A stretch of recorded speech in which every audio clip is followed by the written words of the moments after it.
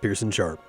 Endless war means endless money. And that's what this is really all about. I'm talking about the war in Ukraine, of course, which gave us perhaps the best few minutes of television in the history of the world. You're not in a good position. You don't have the cards right now.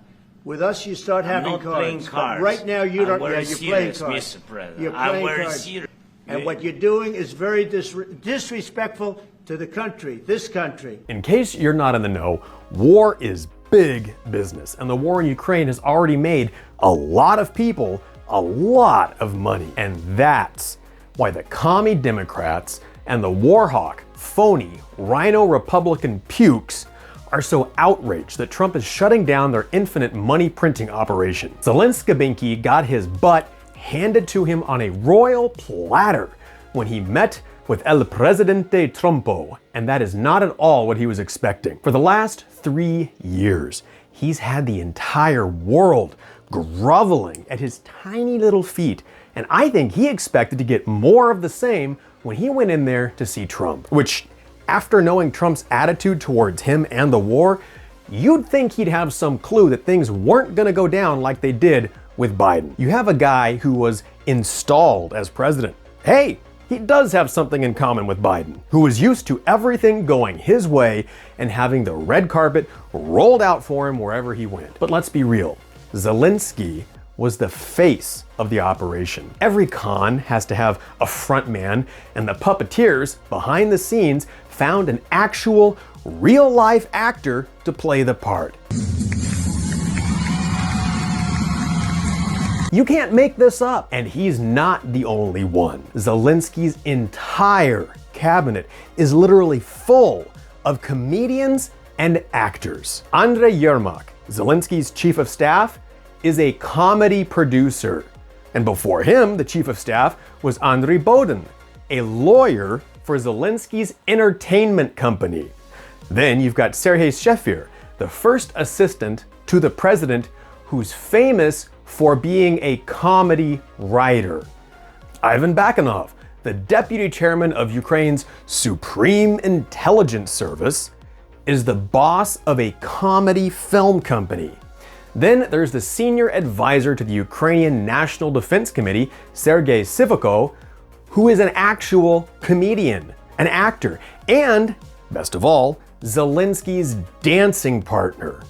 How about Oleksandr Chevanko, the Minister of Culture and Information, who is an executive television producer? And last, we can't forget about Yuri Kostyuk, the deputy head of the presidential office, a screenwriter who wrote the show where Zelensky pretended to be a Ukrainian president.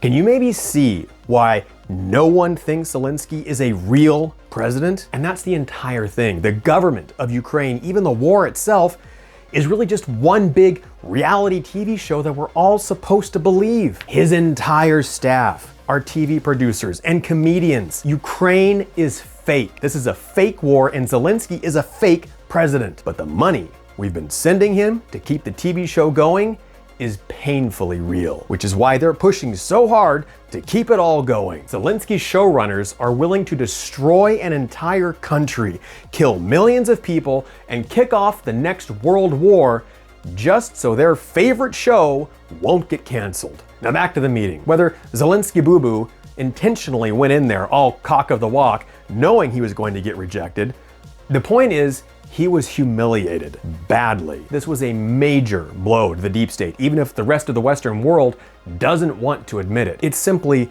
astonishing to me the way the mainstream media is trying to spin this meeting and make Zelensky out to be some kind of hero. The man is literally a dictator. He canceled his own nation's elections and even jailed his political opponents, like parliament member Evgeny Shevchenko.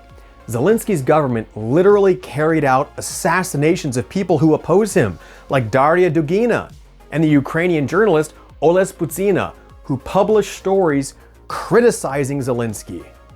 Are all you Zelensky fangirls out there?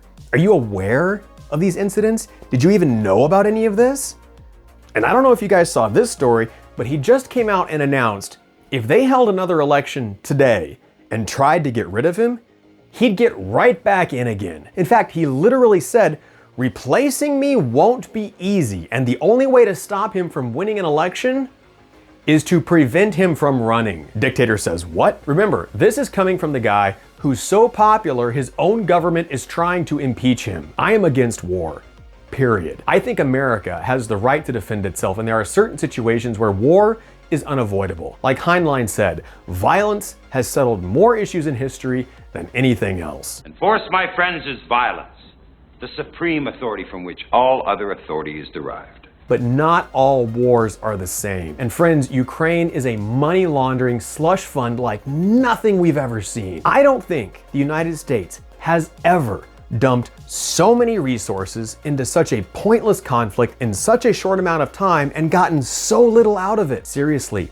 what do we have to show for all the money we've spent? Nothing. The point is, Russia is kicking Ukraine's ass. They're taking territory left and right, regardless of how much money we throw at them. This is a manufactured conflict, engineered to keep us wound up emotionally and ready to send billions into a conflict none of us understand. Being against war didn't used to be a controversial position. In fact, I'm old enough to remember a time when Democrats used to run around accusing Republicans and people like me of the heinous crime of being pro-war. How times have changed. For some reason, Democrats and rhino hawks just can't get enough, and they've convinced the mewling masses of television troglodytes that war is good. Peace is bad. I really wish we could make Orwell fiction again. How is it that people who used to hate war, the anti-Vietnam, the anti-Iraq, anti-Afghanistan war crowd, suddenly can't get enough? Let's go to war in Syria. Let's go to war in Libya, in Yemen, in Ukraine. Let's send our boys out there to die because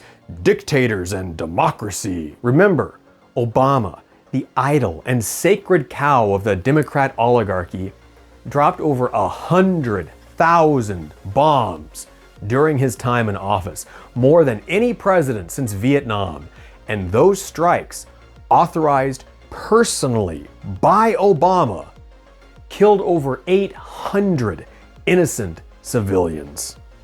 Democrats, the party of death. And they get away with it and have the chutzpah to go on air and talk down to the rest of us blue-collar, uneducated hillbillies from their lofty, self-righteous high ground that only exists in their own heads. And of course, Chuck Schumer and Adam I Don't Touch Kids Schiff went after Trump, and New York's Kathy Hochul accused Trump of not doing enough to defend the American people, while her own residents are literally burning to death from an onslaught of third world invaders every time they take the subway. Then you have uber cucks like Mark Hamill absolutely bending over for Ukraine, trading away what little celebrity and goodwill they have left to suckle at the teat of the globalist hegemony. And my message to MAGA, go force yourself, all right? And then there's this guy.